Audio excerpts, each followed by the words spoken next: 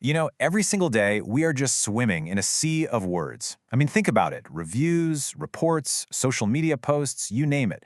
It's this huge, chaotic cloud of information. So the big question is, how do we actually make sense of all of it? How do we find the hidden stories, the really valuable insights that are locked inside all that text? Well, that's exactly what we're going to dive into. All right, so here's our game plan. We're going to go on a journey to find the key patterns hidden in text. We'll start by seeing how we can turn raw words into something actually useful. Then, we'll uncover hidden themes, what people are really talking about. After that, we'll gauge the emotional vibe, map out how all the ideas connect, and finally, decode the very grammar that holds it all together. So what's the end goal here? Well, it all comes down to something called decision intelligence. And really, that's just a way of saying we want to make smarter choices. Text analytics, that's the engine that gets us there, by finding those crucial patterns in all the noise. And here is the fundamental challenge, right? Raw text is just messy. For a computer, this cloud of words is nothing but a chaotic jumble. There's no structure, no inherent meaning. So trying to analyze it directly, yeah, that's pretty much impossible. And this is the really important part. The whole reason we analyze text is to build smarter, more context-aware decision-making models. These textual patterns are the essential bridge, taking us from that chaos of unstructured words to the structured information we actually need to make a great decision. To bring order to that chaos, analysts follow a pretty clear workflow. First up, they collect the data. Then they pre-process it, which basically means cleaning out all the noise.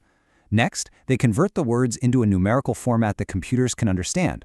Only then can they start analyzing for valuable patterns and, finally, visualize the insights they've found.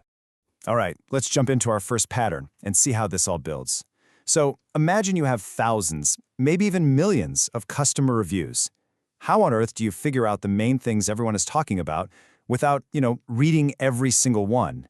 The answer is topic modeling. You can think of it like a machine that reads all of your documents and automatically sorts them into these invisible folders based on the core themes it discovers.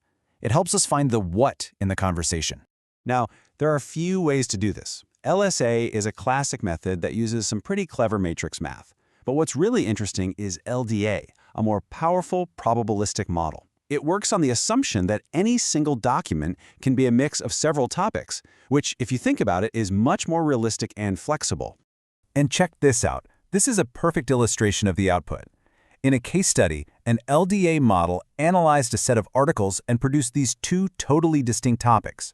You can see topic 1 is clearly about the internet and business in Indonesia, while topic 2 is focused on banking and transactions. You can immediately see the core themes just by looking at the most frequent words. Okay, so we know what people are talking about, but how do they feel about it? This brings us right to our next pattern, extracting all those subjective opinions and emotions from text. This is called sentiment analysis. It's the process of automatically figuring out if a piece of writing, like a tweet or a product review, is expressing a positive, negative, or maybe a neutral point of view. It's all about finding the feel of the text. And there are two main ways to tackle this. The lexicon-based approach is pretty simple. It uses a dictionary where words like happy have a positive score and sad have a negative one. But the machine learning approach is much more sophisticated. It actually learns from thousands of examples to understand all the nuance and context. And how well does it actually work? Well, in a case study that classified tweets as happy or sad, just look at these results. A simpler algorithm like Naive Bayes had less than 80% accuracy. But more advanced models like support vector machines and random forests, they achieved over 95% accuracy. That's incredibly powerful. Okay, let's shift our perspective a bit. Instead of seeing text as just a list of words or a single sentiment score, what if we viewed it as a network of connected ideas? This is exactly what text network analysis, or TNA, does. It creates a kind of social network for words. Seriously, each word is a node, and a line is drawn between them if they appear close together. This helps us literally see which words are the most influential and which concepts naturally cluster together. We can even measure a word's importance in this network. Degree centrality tells us how many connections a word has. Think of it as its popularity. But between this centrality is even more interesting. It identifies the bridge words that connect different conversational clusters. So when you visualize a text network, the structure of the conversation becomes immediately obvious.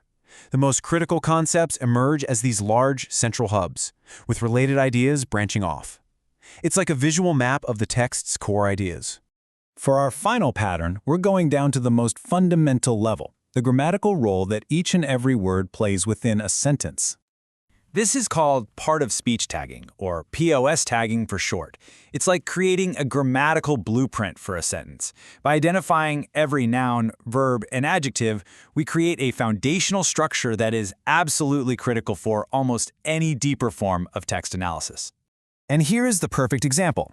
The sentence is broken down word by word, and each one gets a tag. DT for determiner, JJ for adjective, NN for noun, and so on.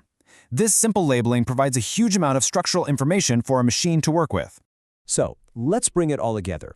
We've looked at 4 really distinct ways of finding patterns, and each one gives us a unique lens through which to understand text. So here's your complete toolkit.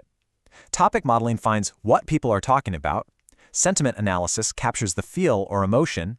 Text network analysis reveals the connections between ideas. And POS tagging decodes the underlying grammatical structure. And that right there is the crucial point.